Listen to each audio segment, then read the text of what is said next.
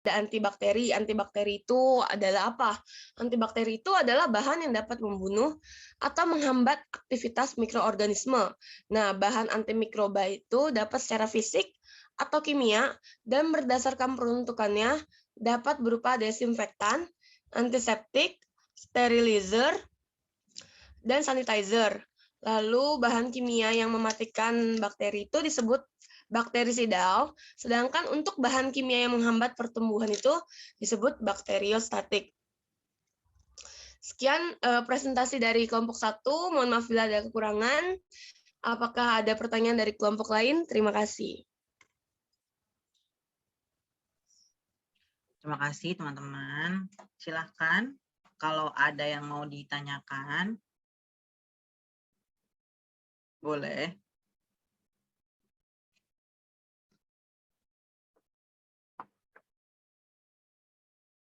Silahkan teman-teman. Lama loh ini presentasinya. Tapi materinya cukup menarik kok. Makasih, Bu. Tidak menjemukan maksudnya.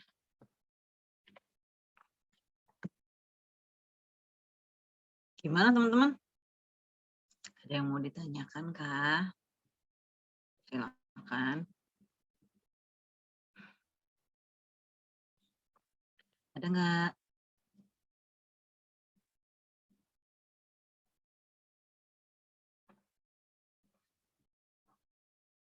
Ada nggak teman-teman? Silakan, silakan. Silakan teman-teman, kalau ada pertanyaan. Nggak ada nih, benar, satu pun. Beneran? Cukup jelas kah?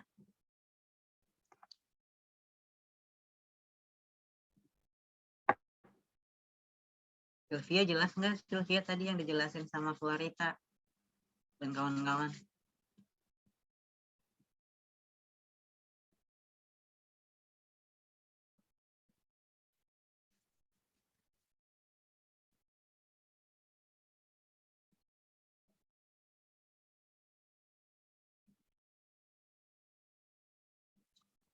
Baiklah. Nggak ada pertanyaan kayaknya, Flor.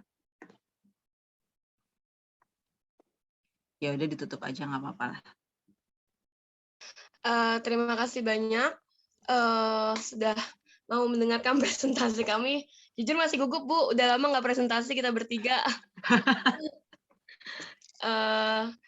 Sekian presentasi dari kelompok 1. Kurang lebihnya mohon maaf. Wassalamualaikum warahmatullahi wabarakatuh. Waalaikumsalam warahmatullahi wabarakatuh. Emang kalian liburnya berapa lama? Ini the first time, Bu, untuk presentasi. Asli. Saya gosip, Bu. Sama libur ngegosip. Walah, oke. Oke, tadi presentasinya cukup bagus kok. Apa namanya, materinya juga nggak ada yang salah gitu. Karena kemarin di kelas mana gitu ada informasi yang tidak tepat, maksudnya jadi nggak tepat informasinya. Gitu, ya. Oke, materinya teman-teman udah dapat belum? Fariza, udah di-share kan materi yang ini sama teman-temannya? Udah belum Fariza? Yang ini, Bu? Udah belum? Belum. Ih. Ya, ini udah saya share di grup PJ. Kan pas itu kelompok ini kan belum presentasi, Bu. Ntar takutnya nilai dikurangi. Enggak. Jadi belum dikasih dulu. Kan bisa, kan kalau buat lihat doang kan boleh, Farizan. Wah, Farizan ini, wah. Gimana ini? Aduh, penjebaknya ini, Bu. Enggak apa. Sebentar, teman-teman. Sebentar ya.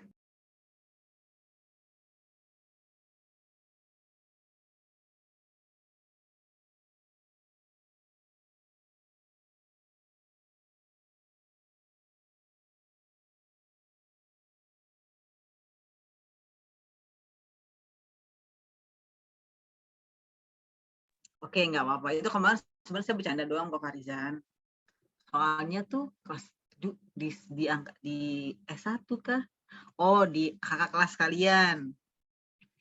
Di mata kuliah ini juga saya jadi ingat kan.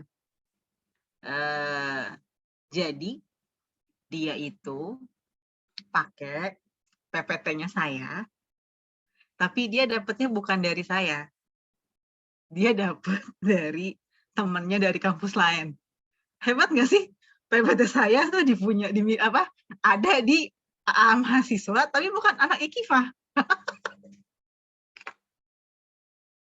Itu PPT saya itu saya yang buat gitu kan. Makanya saya tahu kok pas saya lihat kayaknya mata kuliah ini deh mikro, karena saya di D3 itu kan ngajar mikro juga ya teman-teman, tapi mikrobiologi parasitologi.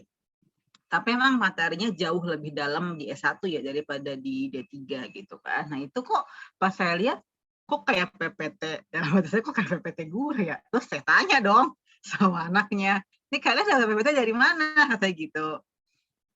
Dari teman saya Bu katanya, siapa gitu kan. Terus tahunya kalau nggak salah entah anak Poltekkes, entah anak, pokoknya bukan IKIFA dah. Saya juga jadi bingung kan, wah berarti materi saya saya nggak tahu udah kesebar ke siapa aja ya, mungkin temennya anak IKIFA punya teman disebarin kali ya, saya juga nggak tahu lah gitu. Nah masalahnya sih kalau misalnya emang ngerti apa yang dari apa yang ditulis sebenarnya sih nggak masalah gitu loh. Kadang kan teman-teman gitu ya, cuman ya mungkin dulu tuh waktu masih ngajar IKIFA di tahun-tahun pertama, itu mungkin ada aja loh teman-teman mahasiswa itu kalau presentasi cuma cari di Google, udah dalam bentuk PPT, cuma diganti nama doang, gitu. Dan hasilnya gimana? Ya kan karena cuma gitu doang, jadi kan nggak ngerti ya. Jadi bacanya aja belibet gitu kan ketahuan banget kalau emang itu dia nggak ngerjain sendiri gitu kan. Jadi pas lagi presentasi tuh mereka juga nggak ngerti apa yang ditulis ya, biar dong tanya gitu kan, apalagi tuh PPT-nya saya gitu kan. Gitu sebenarnya kalau mau pakai PPT saya sih nggak apa-apa teman-teman, yang penting bisa jelasin nggak cuma baca doang gitu ya, gitu aja sih sebenarnya. Boleh kalau misalnya mau Bu saya izin pakai PPT Ibu ya monggo nggak apa-apa, saya nggak masalah gitu kan. Cuman kan kadang kalian gitu ya, karena kan kita nggak ngerjain sendiri, terus jadi ketika baca pun penggalan katanya tuh juga nggak bisa jadi baca terus gitu kan, harusnya bisa dipenggal di kata-kata tertentu kayak gitu supaya ada penekanan. Tapi kan sometimes teman-teman kan nggak kayak gitu ya, bacanya terus pokoknya sampai titik gitu kan, jadi kita nggak ngerti sebenarnya itu lagi jelasin apa gitu ya. Saya jadi ingat kan ya itu kakak kelas kalian tuh yang semester yang sekarang semester 4 ya, itu ada tuh. Oke, jadi di materi hari ini sebenarnya materi klasifikasinya agak berbeda dari yang tadi Sarah dan kawan-kawan sampaikan, tapi itu nggak apa-apa, saya nggak bilang itu salah ya. Jadi tergantung kita mau pakai pendekatan apa gitu ya. Jadi di materi saya yang ini klasifikasinya ini berdasarkan taksonomi atau berdasarkan pohon keluarga gitu loh. Jadi nama kerennya filogenetik teman-teman. Ya jadi misalnya Ekol ini berkerabat dengan siapa sih saudara-saudara? Yang maksudnya gitu ya, Ekol itu saudaranya siapa aja gitu kan, kakaknya siapa atau teman dekatnya siapa gitu kan, bersaudara jauh dengan siapa gitu loh. Jadi klasifikasi di sini lebih ke tentang taksonomi. Biasanya berdasarkan gen 16S rRNA gitu kan ya. Jadi sebelum kita masuk nanti ke klasifikasi ya teman-teman, kita refresh lagi dulu materi yang dari biologi sel ya. Bakteri itu kan adalah organisme prokariotik ya. Dia tidak punya membran inti sel, atau tidak punya selubung inti, ya kan? Nah, kemudian informasi genetiknya berupa DNA. DNA-nya bentuknya sirkuler, memanjang, disebutnya nukleoi ya. Kemudian DNA-nya kan nggak terlokalisasi ya pada suatu tempat karena kan dia nggak punya nukleus gitu ya. Nah, DNA bakteri itu tersusun hanya dari ekson ya, jadi dia nggak punya intron teman-teman. Ada yang masih ingat nggak ekson itu apa?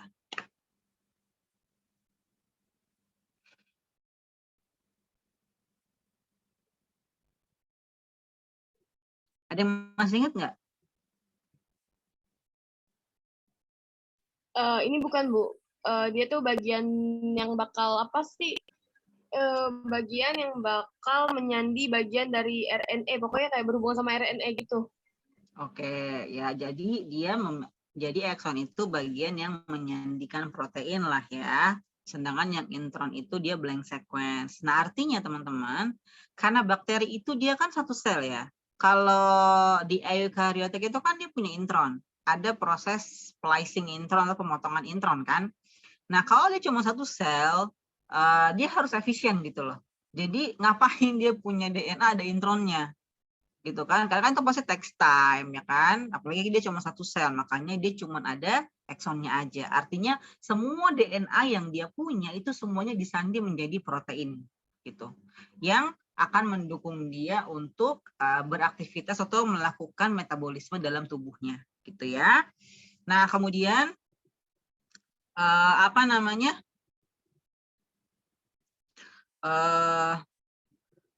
nah, beberapa bakteri itu punya yang namanya DNA ekstra kromosom.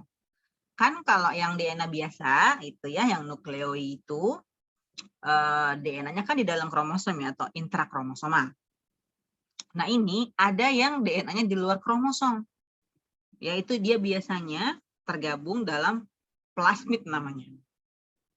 Umumnya plasmid ini itu memiliki atau mengandung gen-gen resisten biasanya. Resisten antibiotik, gitu kan. Terus misalnya, pokoknya biasanya plasmid itu mengandung gen-gen untuk mempertahankan dirinya, gitu. Sebentar ya teman-teman.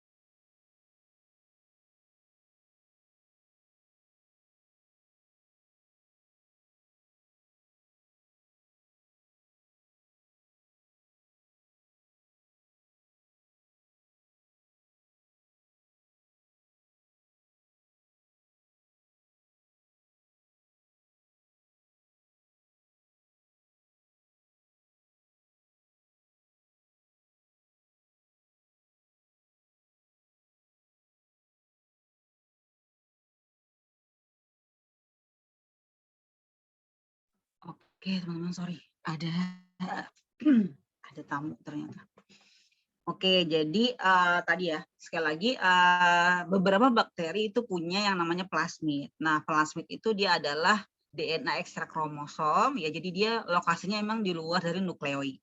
Biasanya isinya untuk gen-gen untuk mempertahankan bakteri ketika dia mengalami lingkungan yang ekstrim. Biasanya kayak gitu, ya. Oke, lanjut. Nah, jadi klasifikasi bakteri di sini itu adalah sebuah rangkaian proses yang dilakukan untuk membedakan berbagai macam jenis bakteri antara satu dengan yang lainnya, serta mengelompokkan setiap jenisnya berdasarkan karakteristik tertentu yang cenderung sama.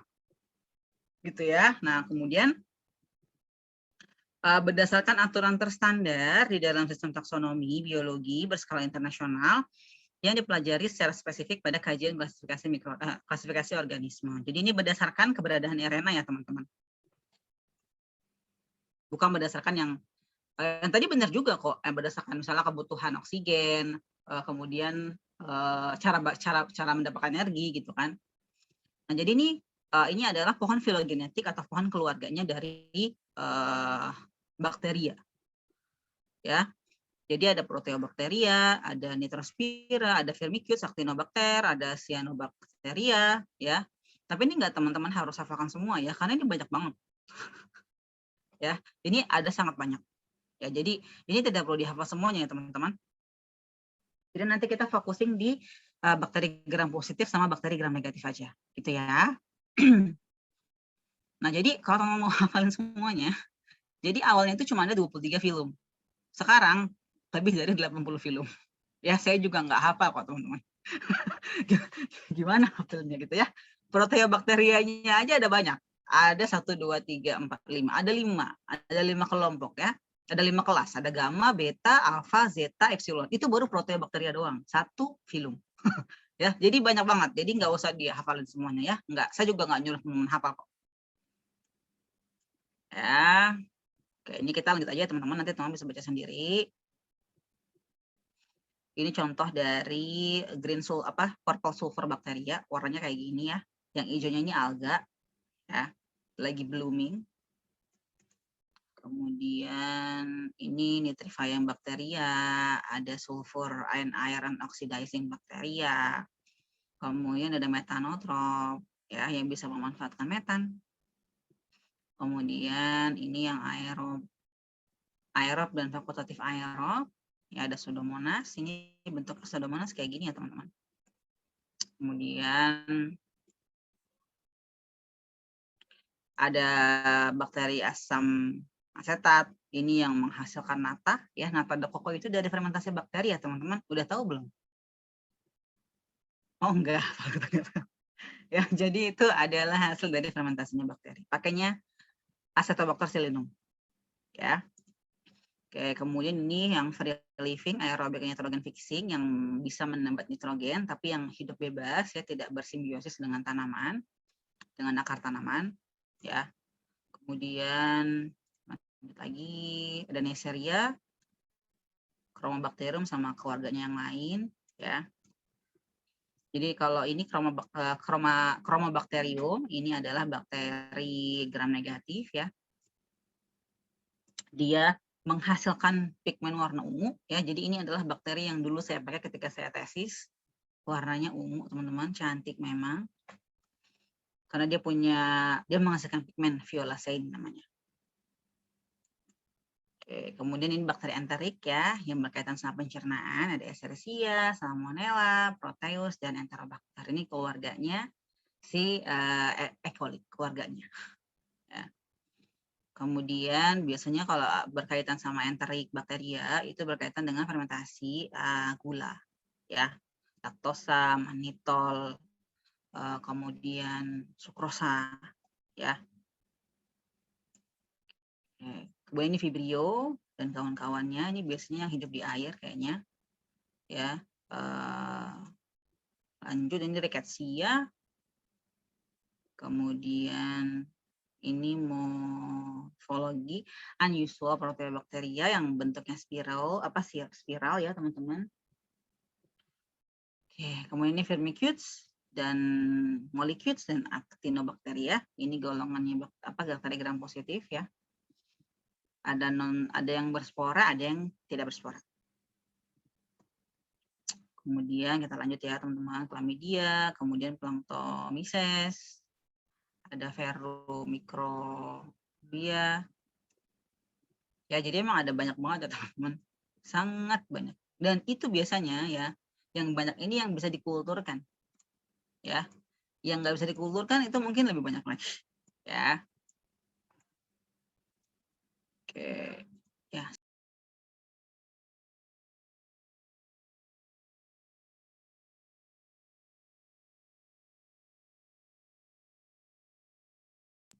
Teman-teman, saya izin sebentar ya, mungkin sekitar 10-15 menit, ya. Ditunggu ya teman-teman.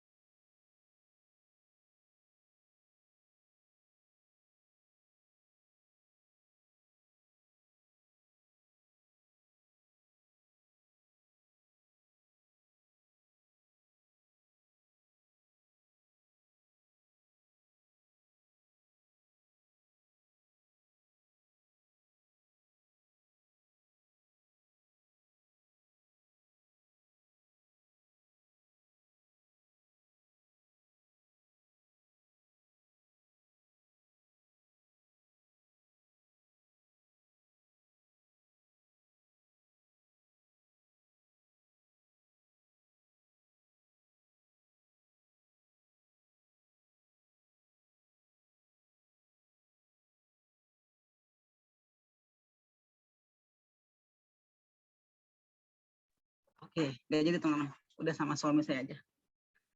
Oke, tadi kan banyak tuh ya, maksudnya dari berdasarkan RNA-nya gitu ya, atau gen 16S. Jadi yang ini tuh cuma berdasarkan gram positif sama gram negatifnya aja. Jadi ini dari Jawets 2005 ya. Sebenarnya udah kita bahas juga teman-teman, cuma ini lebih ke macam-macam bakterinya aja gitu ya. Jadi kayak misalnya gram negatif itu kan bentuknya biasanya batang atau biasa disebut dengan istilah Enterobacteriaceae. Ya, ini biasanya hidupnya di usus manusia ataupun binatang. Ya, silakan. Nah, kemudian ada juga Salmonella Shigella ya. Kemudian ada Pseudomonas acinetobacter ya. Kemudian Vibrio, Campylobacter, Helicobacter ya. Ini yang biasanya berkaitan sama perairan ya. Kemudian ada Haemophilus, ada Bordetella, Brucella ya. Jadi kalau Haemophilus influenza itu bakteri ya teman-teman. Kalau influenza aja itu virus. Common cold itu juga virus ya. Jadi bukan bakteri ya. Biasanya kalau teman suka flu gitu, itu biasanya common cold doang ya. Kemudian biasanya justru Haemophilus influenza itu justru dia jadinya infeksi sekunder ya.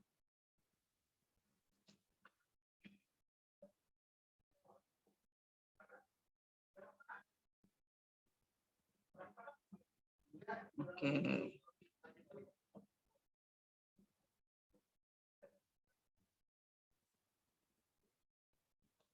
Oke. Nah, kemudian ada juga Yersinia, Francisella, ada Pasteurella ya. Jadi emang ada banyak sekali bakteri yang termasuk di dalam golongan gram negatif gitu ya. Lapisan peptidoglycannya jauh lebih sedikit ya atau lebih tipis, tapi lapisan lipopolisakaridanya atau membrannya dia punya 2 gitu ya.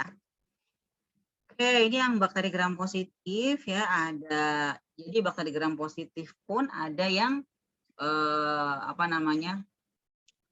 berspora, ada yang enggak Ya, kalau yang berspora contohnya itu keluarganya Bacillus sama Clostridium. Kalau itu yang berspora, kalau yang enggak itu biasanya Corynebacterium sama Propionibacterium. Itu dia biasanya adalah flora normal, teman-teman, yang ada di kulit kita.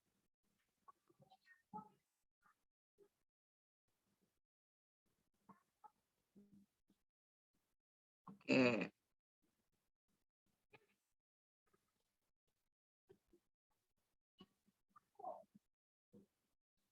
Lanjut ya. Jadi ada Staphylococcus. Jadi kalau Staphylo itu dia bentuk kayak anggur ya, teman-teman, makanya namanya Staphylo. Kemudian ada Streptococcus, kemudian itu tadi ya. Jadi kalau dari Jawet itu cuma jelasin perbedaan bakteri dari gramnya aja. Gitu ya. Nah, kemudian kita masuk ke hubungan antara mikroba dengan inang. Ya, jadi kita sebagai manusia dan makhluk hidup lainnya tuh nggak bisa menghindari kontak dengan mikroorganisme. Ya, even di dalam tubuh kita sekalipun itu ada flora normalnya. Jadi kita hidup bersama, ya, kita tuh tidur bareng sama bakteri, ya. Karena di dalam tubuh kita itu ada mikroorganismenya, ya, di mulut, di kulit, di usus, ya, di paru-paru, ya, di vagina, di pokoknya yang nggak ada bakteri ini cuma di otak aja kalau saya nggak salah ingat, ya, gitu. Nah, jadi karena adanya hubungan tersebut, jadi mikroorganisme itu ada yang sifatnya memberi manfaat sama ada yang merugikan. Ya, jadi enggak semua bakteri itu merugikan, tapi juga ada yang menguntungkan, ya. Nah, kemudian jenis mikroba yang membuat kerusakan atau menimbulkan kerugian terhadap tubuh inangnya itu disebut sebagai mikroorganisme patogen, ya. Jadi kalau nggak merugikan, ya memang dia nggak patogen. Nah, kemudian kemampuan mikroorganisme untuk menimbulkan penyakit itu disebut dengan patogenisitas. Ya, diperhatikan istilah-istilah ini ya teman-teman. Jadi pertama-tama itu patogen akan memasuki inang melalui jaringan, kemudian memperbanyak diri, barulah nanti dia akan menimbulkan infeksi. Gitu. Nah, jadi kemampuan mikroorganisme untuk menyebabkan penyakit itu enggak cuman dipengaruhi dari komponen yang dimiliki oleh mikroorganisme tersebut atau bakteri tersebut, tapi juga tergantung dari inangnya untuk melawan infeksi. Biasanya teman-teman, kalau nih sistem imun tubuh kita baik gitu ya, kita bugar gitu kan, sehat. Ketika ada pajanan atau ada paparan bakteri, kemudian kita baik-baik aja, tidak ada gejala begitu ya, berarti emang karena sistem imun tubuh kita kuat, jadi dia belum sampai menemukan gejala, dia udah mati, gitu. Tapi ketika misalnya sistem imun tubuh kita lagi mungkin turun begitu ya, kita terlalu lelah, kemudian tidak dibarengi dengan konsumsi makanan yang sehat begitu kan, ketika terpapar oleh mikroorganisme atau bakteri itu pasti ada perlawanan begitu loh. Jadi jadi istilahnya bukan sempat kalah sih ya. Jadi jadi ketika dia bertambah banyak, dia bertambah banyak bakterinya, tapi tentara kita itu nggak cukup gitu loh. Nah itu biasanya yang menimbulkan gejala, gitu ya.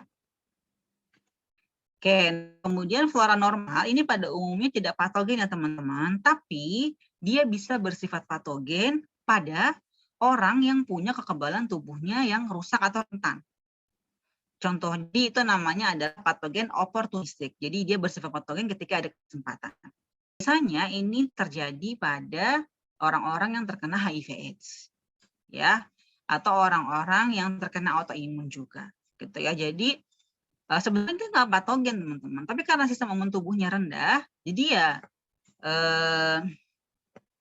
dia bisa bersifat patogen, gitu loh. Sehingga ada reaksi yang muncul dari tubuh, ya itu yang jadinya muncul gejala kayak gitu. Nah, kemudian kita masuk ke faktor virulensi. Jadi faktor virulensi itu adalah faktor virulensi itu adalah komponen mikroorganisme yang meningkatkan patogenisitas bakteri ya. Jadi komponennya alias senjatanya. Nah, Kalau derajat kemampuan dari suatu patogen oportunistik untuk menyebabkan penyakit itu disebut virulensi. Gitu ya. Jadi faktor virulensi itu mudahnya adalah senjatanya, teman-teman. Kayak tadi tuh, toksin. Tadi kan teman-teman tadi bahasnya adesi ya. Komponen adesi untuk menempel itu juga sebenarnya faktor virulensi. Atau misalnya enzim kayak gitu. Ya. Nah, di sini saya ngasih 2 teman-teman contoh dari faktor virulensi. Jadi ada enzim ekstraseluler sama toksin. Ya. Nah, jadi enzim itu sangat berperan penting dalam menyebabkan penyakit pada inangnya. Ya. Jadi banyak patogen yang mensekresikan ekoenzim, artinya enzimnya dikeluarin ya, keluar tubuhnya untuk membantu mikroba untuk menghindari sistem imun inang atau membantu proses multiplikasi. Nah, ini contohnya adalah pertama adalah enzim. Ya, jadi pertama itu contohnya adalah Streptococcus pyogenes, itu dia yang menyerang tenggorokan dan juga kulit ya. Jadi dia punya enzim yang namanya streptokinase. Aduh, ya. Streptokinase. Nah, dia itu berperan dalam perusakan fibrin dalam penggumpalan darah dan membantu proses invasi pada luka. Nah, jadi gini. Teman-teman tahu fibrin kan? Fibrin itu kan benang-benang ya. Ketika tubuh kita mau melakukan penggumpalan darah. Misalnya kita habis kena luka ya.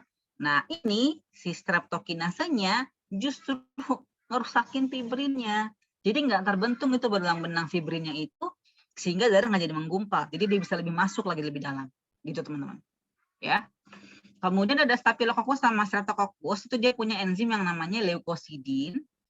Nah, itu dia malah menghancurkan neutrofil, leukosit ya, yang sangat aktif dalam proses fagositosis. Nah, leukosidin ini dihasilkan oleh Streptococcus dengan mendegradasi lisosom yang ada di dalam leukosit ya, sehingga sel darah putih kita jadi mati. Kemudian kita menjadi resisten. Yang harusnya kita resisten ini jadi enggak, jadi susceptible gitu. Jadi teman-teman, normalnya justru neutrofil itu atau leukosit itu justru yang makan loh. Jika di dalam leukosit itu ada lisosomnya ya. Jadi lisosomnya itu harusnya yang makan bakterinya. Tapi karena si bakteri ini punya enzim leukosidin, justru dia akan balik ya. Jadi dia nggak jadi berhasil dimakan oleh sistem imun tubuh kita, tapi justru dia malah dimatiin. Jadinya kita jadi rentan atau susceptible. Jadi resistensi kita jadi berkurang gitu. Nah, kemudian juga yang terakhir nih, Staphylococcus dia menghasilkan enzim koagulase, teman-teman. Jadi tadi kan kalau streptokinase itu dia berperan untuk merusak fibrin ya. Kalau ini dia harusnya koagulase itu adalah enzim yang bisa mengkoagulasi fibrinogen dalam darah. Ya, jadi fibrinogen itu adalah protein plasma yang dihasilkan oleh hati diubah oleh enzim koagulase menjadi fibrin. Ya, benang-benang yang bentuk gumpalan darah. Tadi kan kalau yang streptokinase dia ngerusak fibrinnya tuh. Nah, kalau ini koagulase itu memang secara normal tuh dihasilkan oleh tubuh kita untuk membentuk benang-benang fibrin. Ya, supaya darahnya menggumpal. Ini bakteri punya, teman-teman. Jadi fibrinnya itu, jadi fibrinogennya itu justru buat ngelindungin si tubuhnya bakteri supaya dia tidak dimakan oleh sistem imun tubuh kita. Bayangin mudahnya, teman. Pernah lihat laba-laba ngebungkus makanannya? Nah, harusnya yang dibungkus itu kan si bakterinya ya, biar dia mati gitu. Nah, ini justru dia malah ngumpet pakai benang-benang yang tadi harusnya buat darah kita jadi menggumpal. Ini dia pakai buat melindungi dirinya dia supaya dia nggak ketahuan atau nggak kelihatan sama sistem imun tubuh kita. Gitu, teman-teman. Sampai sini mau ada pertanyaan dulu mungkin? Silahkan. Boleh?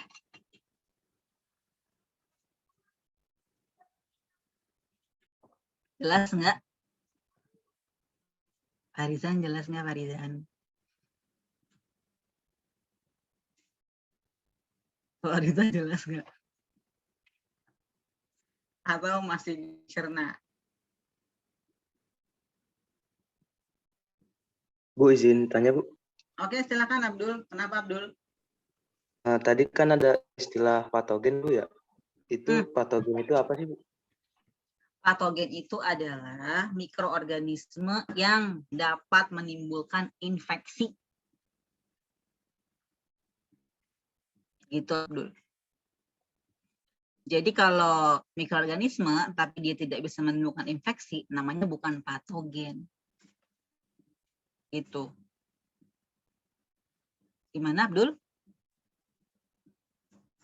Abdul? Udah? Sudah Bu. Oke, ada lagi teman-teman? Sebelum kita lanjut, jam berapa sekarang? Oke, sebentar lagi. Oke, lanjut ya. Nah, yang berikutnya adalah toksin. Ya, jadi ada eksotoksin sama endotoksin. Bukan berarti ekso itu di luar, endo itu di dalam ya. Jangan disalahartikan. Ya, kita masuk dulu ke eksotoksin. Jadi eksotoksin itu adalah protein toksin yang sifatnya tidak tahan panas. Dan dia bersifat antigenik yang menginduksi pembentukan antibodi. Ya. Nah, antibodi yang terbentuk akibat induksi eksotoksin ini namanya antitoksin. Nah, eksotoksin itu dibagi menjadi 3 tipe. Ada sitotoksin, ya, jadi dia membunuh sel inang atau mempengaruhi fungsi sel. Kemudian yang berikutnya adalah neurotoksin, itu dia terlibat dalam transmisi normal impuls saraf, pokoknya dia menyerang saraf ya. Kemudian ada enterotoksin, itu dia mempengaruhi sel-sel pada saluran pencernaan. Ingat aja kalau entero itu pasti berkaitan sama pencernaan. Nah, karena tadi eksotoksin ini dia sifatnya tidak tahan panas, jadi daya racun eksotoksin ini bisa diinaktivasi dengan cara pemanasan atau pemaparan formaldehid atau juga pakai iodin. Nah, eksotoksin yang diinaktivasi itu disebut toksoid, teman-teman. Jadi, eksotoksin itu bisa dijadikan sebagai vaksin karena dia tidak tahan panas, ya. Artinya bisa diinaktivasi gitu loh. Contohnya apa saja ini ya, toksin difteri, toksin kolera, toksin botulinum, toksin tetanus. Ini semua bisa dijadikan toksoid. Ya.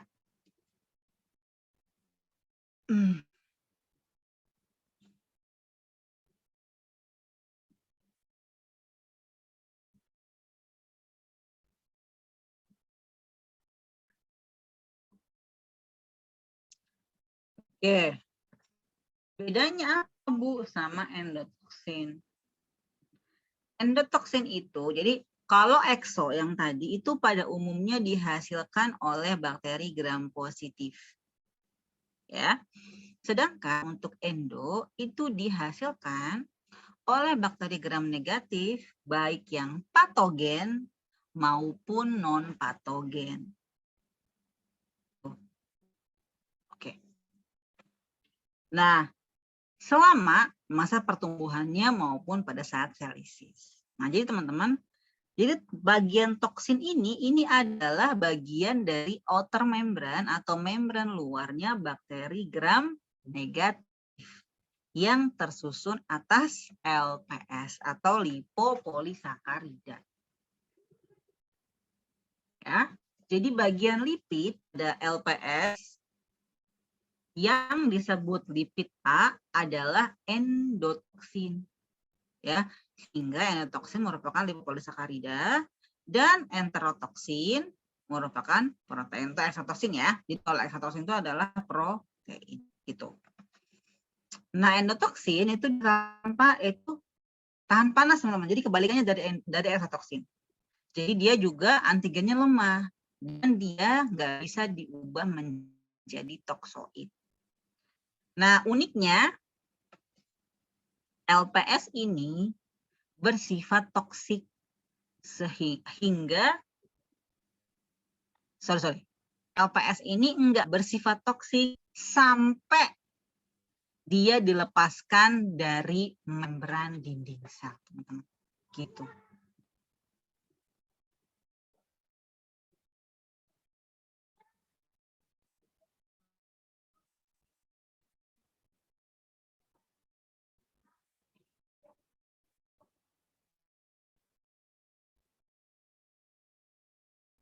Ya. Jadi ibaratnya gini. Jadi eksotoksin kalau mau dilepaskan itu harus mati dulu bakterinya, teman-teman. Jadi dia harus lisih dulu baru dia bisa dilepasin si lapisan outer membran itu yang mengandung LPS tadi. Gitu. Nah, ini perbedaan antara eksotoksin sama endotoksin, teman-teman. Nanti bisa dibaca ya, kurang lebih sama tadi dari apa yang udah saya jelasin ya. Iya, sayang.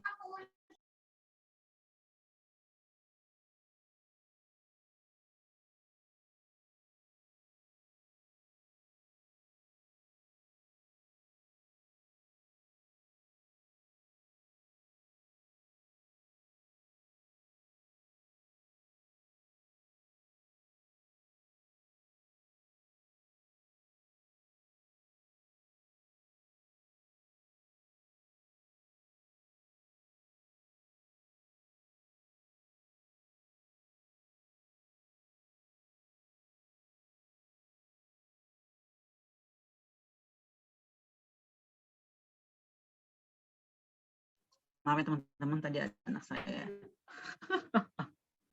Oke, jadi ini tadi ya, kurang lebih adalah rangkuman dari karakteristik eksotoksin dengan endotoksin.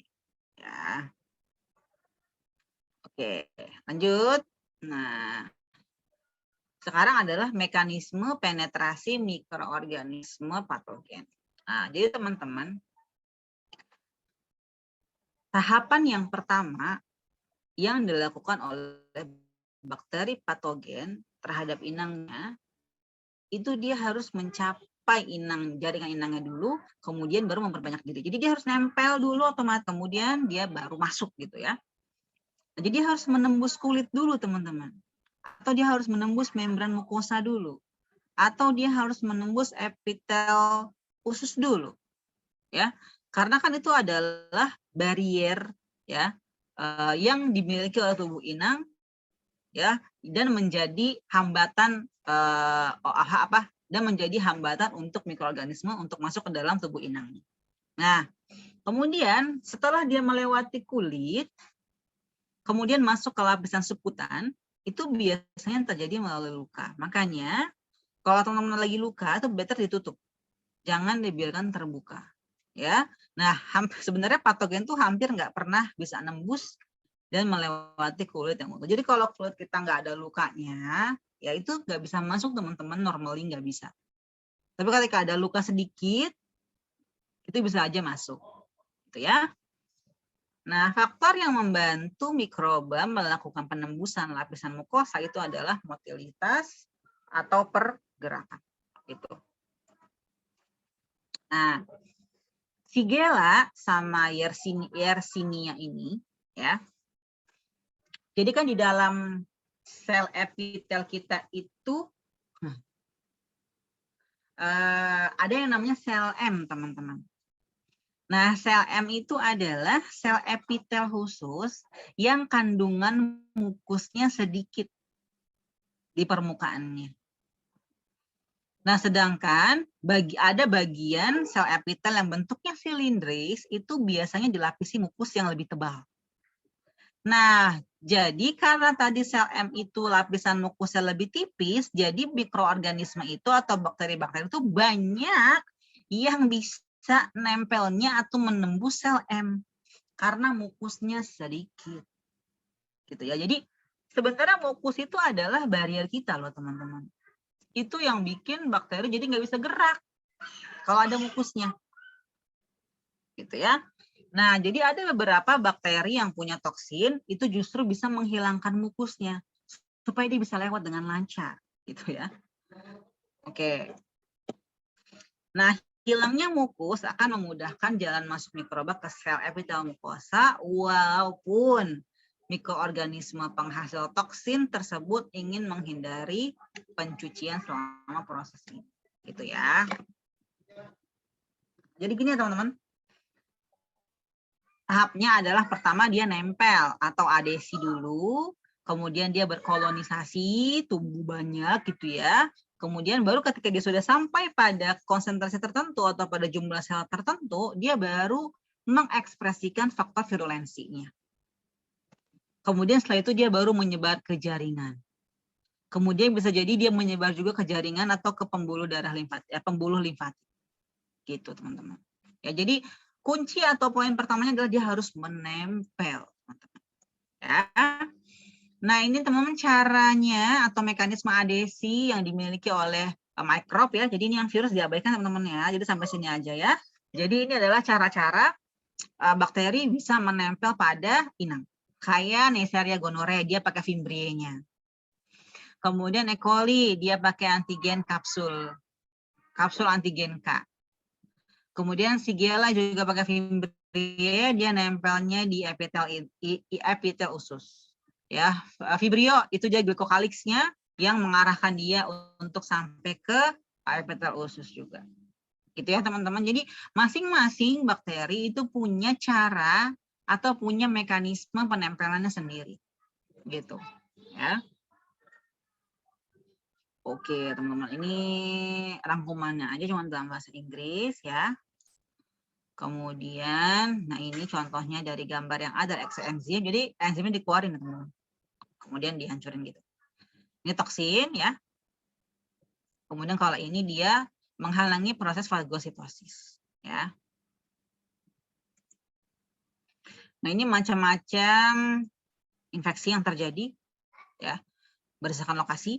Ya, jadi ini misalnya nih ini infeksi lokal, ini infeksi sistemik ya teman-teman, ini vokal ya, kemudian ini yang infeksi campuran ya, ini yang awalnya ini primary infection dari sini ya teman-teman, nanti dia bisa naik lama-lama, jadi secondary infection gitu. Oke teman-teman, sudah selesai materinya, boleh silakan kalau mau ada pertanyaan. Ya, jadi kalau teman-teman nggak sering baca, agak sulit emang, karena materinya banyak.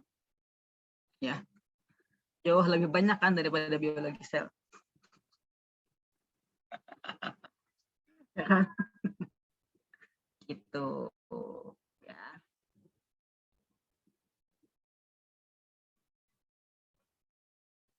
Gimana teman-teman? 3 menit lagi loh. Bentar ya. Ibu mau nanya Ibu, Ya, silakan. yang bakteri ekstrotron itu biasanya ada di Apa? yang Ibu tadi jelasin itu loh, ekso itu loh. Apa, Nak? Itu ya ekso itu. Extraintron. Iya itu. Apa sih yang mana nih? Soalnya ada Extron itu exon, apa, Bu? ada exotoksin. Kenapa? Ya udah anggap aja Yang ada exon. eksonya. Hmm? Ya, itu tuh dia bakterinya tuh ada di manusia apa atau di hewan atau di mana sih, Bu? Ana tahu exon. Exon. Taunya exo, Bu. Ya Allah. Nggak usah ngaku kalau jadi exoel apa di sini. Gimana ini? Jadi pertanyaannya Ara nih apa? Tentang Nanda, exon. Ibu, Nanda. Iya. Nanda. Pertanyaan Nanda ini tentang exon atau tentang exotoksin? Exon tuh apa ya? Yang tadi Bukan? bakteri itu. Iya kan dari tadi kita dari awal sampai akhir ngomonginnya bakteri. Yang exontoksin. Itu Nanda sendiri aja bingung kan? dengarnya ini eksonnya aja, Nanda ini ekson aja tadi. So, jadi ngomongin exotoksin maksudnya. Ya, itu sebenarnya bakterinya itu ada di tubuh manusia atau di hewan atau di tumbuhan sih, Bu? Ya yang pasti dia nggak ada di dalam tubuh kita. Oh, dia belum ada di tubuh kita. Iya, kecuali bakteri-bakteri yang memang adalah flora normal. Biasanya flora normal pun yang ada di dalam tubuh itu juga bisa menghasilkan toksin, gitu. Jadi untuk melawan bakteri lain, ya. Ini yang dimaksud adalah dia punya toksin untuk menyerang tubuh manusia. Artinya apa? Ya artinya dia harusnya nggak ada di dalam tubuh, gitu. Kayak salmonella, ya. Salmonella itu nggak ada di dalam tubuh kan? Sama juga kayak tetanus. Emang ada di dalam tubuh kita? Ada di dalam tubuhnya Nanda? Enggak kan? Yang nggak ada. Ya dia menyerang pakai toksin, namanya eksotoksin. Gitu. Udah inget tuh eksonya tuh, ekso tambahin toksin. Iya Ibu, makasih. Gitu ya Nanda. Iya Ibu.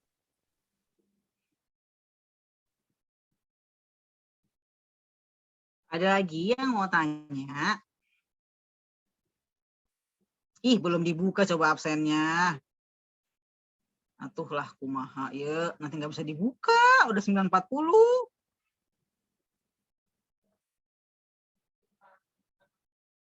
Siapa juga yang piket? Ada Robi.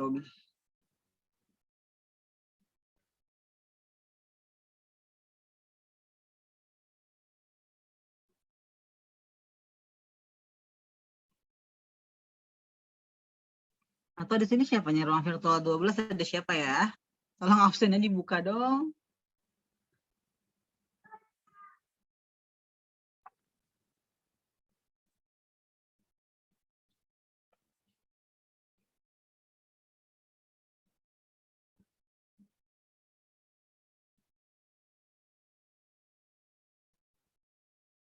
Ada lagi teman-teman? Pekan depan kita libur ya?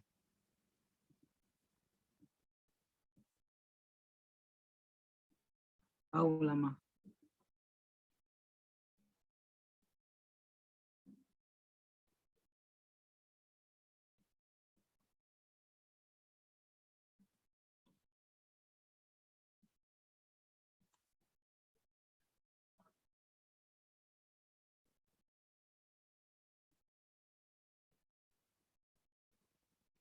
Apakah bisa dibuka?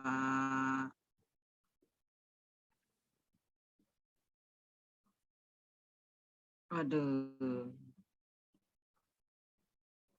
Nama nih.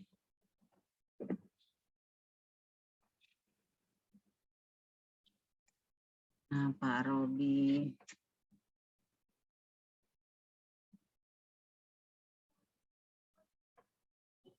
Belum. Oke, teman-teman. Jadi karena minggu depan libur, berarti minggu depan pertemuan keempat ya. Jadi kita mundur 1 minggu. Mana? Mana Pak Robi?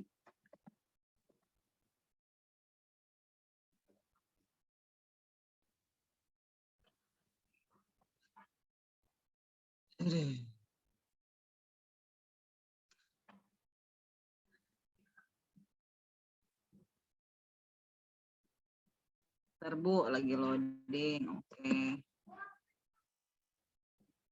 Lama sekali. Oke, sebentar teman-teman. Mohon maaf kalau pagi ini banyak intermezzo. Alah, belum juga.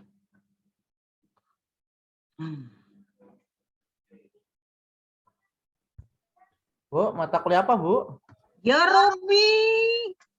Kagak muncul nama Ibu. Asik.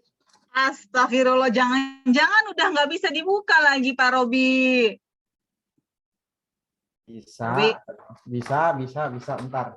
Mikroviro, Pak Robi, mikrobiologi virologi. Oke. Ya Tunggu Allah. 2 menit.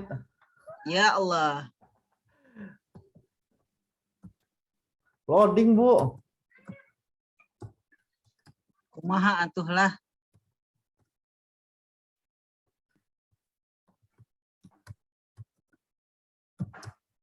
Bang Pak Robi sendirian di kampus. Sebenarnya sih bertiga asik. Terus siapa lagi selain Pak Robi? Gurit sama Piki. Seharusnya sih sore saya, tapi disuruh datang pagi tadi. Ah, 2 orang itu sekarang slow respon. Efek akreditasi, Bu. Kan udah beres akhirnya, Bo. Visitasi belum? Oh, alah. Emang kapan visitasinya? Hah? Visitasinya kapan emang?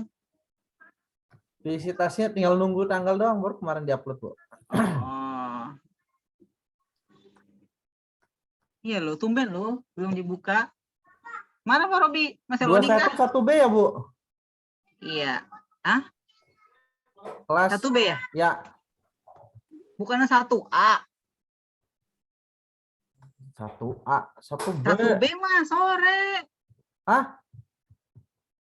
1B di sini 1B. jam 9.40. Itu Senin. Oh iya, Senin ya. Ya Rob, tolonglah. Belum puasa ini belum. Udah sarapan belum Mbak Robi? 1A ya, Bu? Iya, SF21, bukan 1A, 2A. 2A. 1A sekali kan kepleset tangan saya, Bu. Ah ya udah tuh buat minggu depan.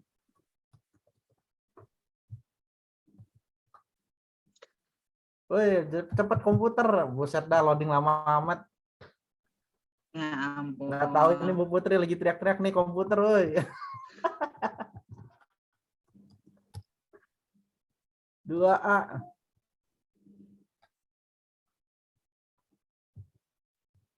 Oke. Sudah, Bu.